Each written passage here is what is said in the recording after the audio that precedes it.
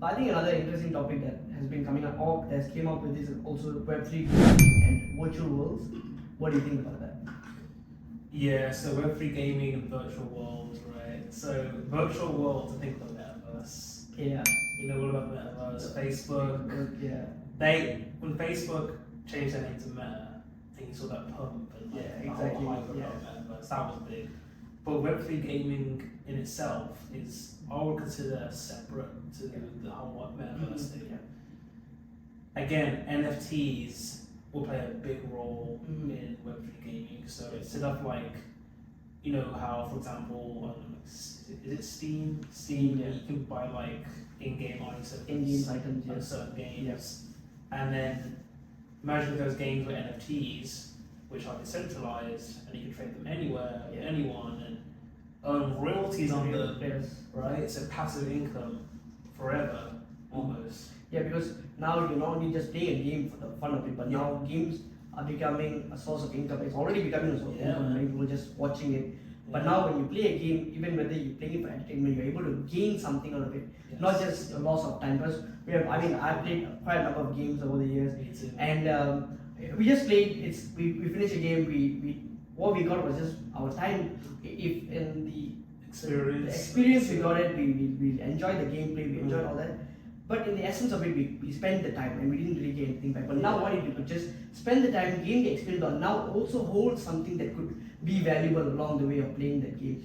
Right? Just imagine if we could be playing Spider-Man or GTA, and throughout our missions we are able to collect 1-2 things that are now be able to transfer to someone else, right? Game changing. Yeah, game changing, right?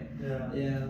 I think that's interesting. But how do you think that this would be implemented in games nowadays? Whether would games just suddenly start implementing NFTs that could be collected onto the wallets? Definitely, but I think that big corporations like Blizzard, for example, they don't want to give up that revenue. Right. Like if they make it all decentralized and open source, whatever, they're gonna lose a lot of revenue. So what I see them doing is like they have their own blockchain, Right. like so their own closed ecosystem, Right.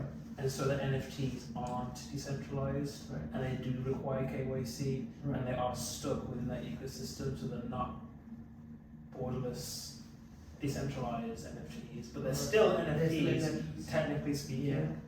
That's how I see them being integrated. So you think it's going to be built out, how to say, closely first? I mean, it's a closed group. Yeah. So I think probably this is more onto the testing side, so they will understand how much can they build on into their ecosystem. Yeah.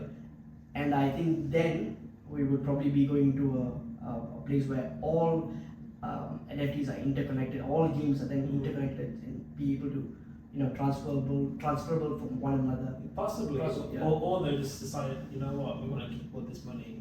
Yeah. Because we want to keep. Because think about it, like, so the way blockchains work, like, do you know how blockchains make money? How blockchain itself is. Yeah, like why would I want to make a blockchain? Go ahead, explain that. So I make money off of fees. Okay. Right.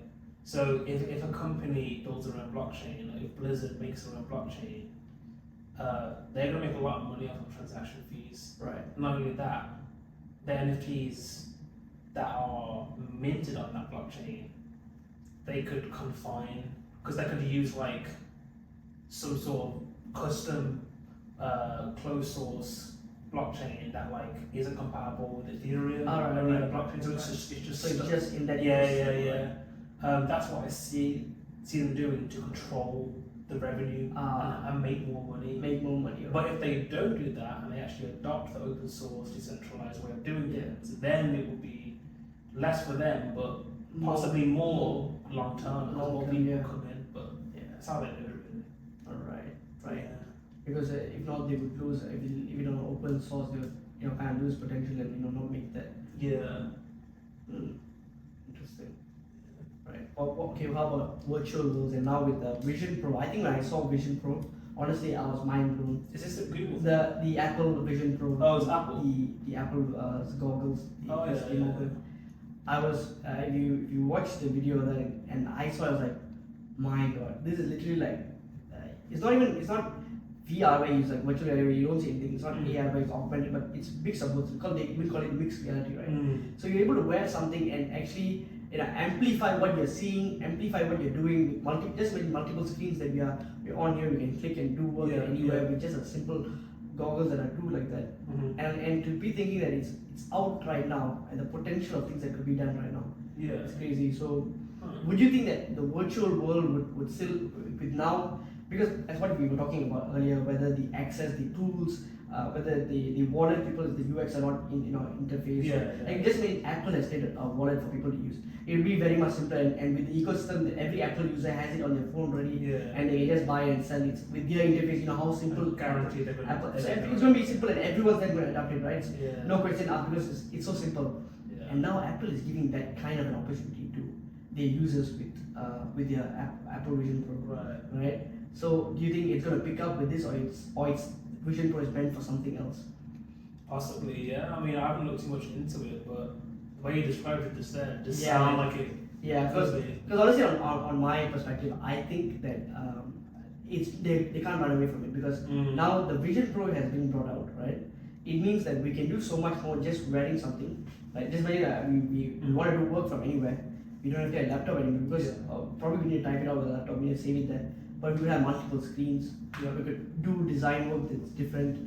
Whether it's developing a physical item or a digital item, we're able to develop it into so many layers. The Iron Man Jarvis, the Jarvis thing, where we see Iron Man works with Jarvis, that is now coming to reality. So that coupled with the Web3 and coupled with the virtual worlds, I think we are about to see something that even something we can't explain it. I can't explain. I only can imagine or just have an idea of it. But explaining it's still not there. It makes me reminds of that talk about Go Game.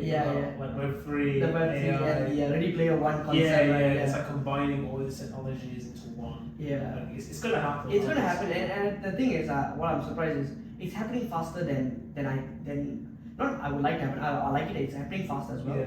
But I think it's going to happen so fast that we are going to be left behind, right? And if we don't constantly keep learning and understanding and seeing what's going on, and not just seeing only, but also using it, if we because, and this is why again I said, if you're not having the access to use it, whether it's funds, the lack of funds, the lack of information, the lack of access to the tool, you would be left out.